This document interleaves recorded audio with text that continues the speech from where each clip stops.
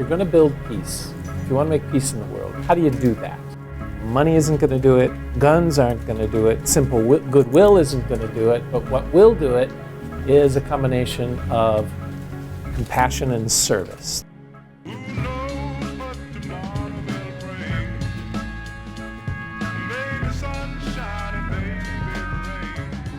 Well, it all started for me when I attended a series of 4 workshops they had in the fall, teaching about Sargent's method and also his process in forming the Peace Corps. You anchor yourself in the customs, you take on the standard of living, and you go to offer yourself to find out, to be curious, to find out what they need. Hearing about the method was really important, and hearing about Shriver's philosophy was also really good, as well as, his, some would call it idealistic views of how things could be, which is something that a lot of us share.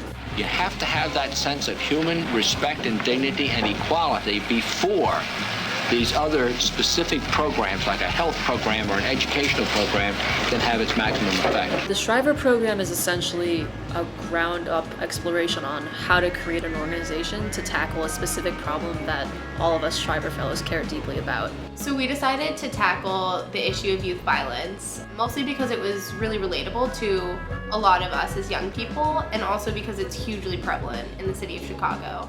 Most projects that I've been a part of or have seen only kind of do the work on the back end. What was unique about this from the beginning was they did the time and took the effort and did the research on what are these communities like. So right now we're just trying to shoot as high as we can. That our plan is to be in schools. We've trained ourselves doing restorative justice, doing mentorship. Then by the next summer we can pick volunteers who aren't ourselves and then really test our training program and see if we've really come up with a rigorous training program and that people can go into schools and feel comfortable working with them.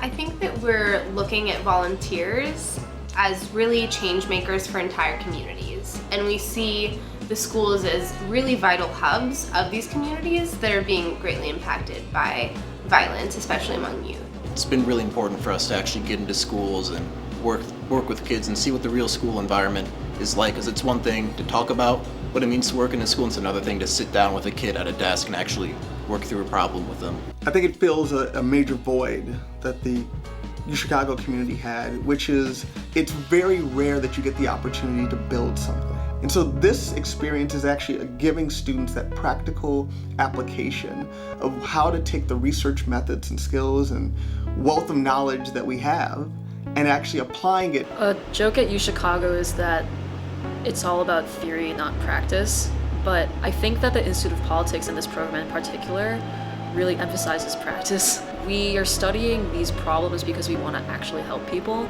and this is a really great opportunity to do that.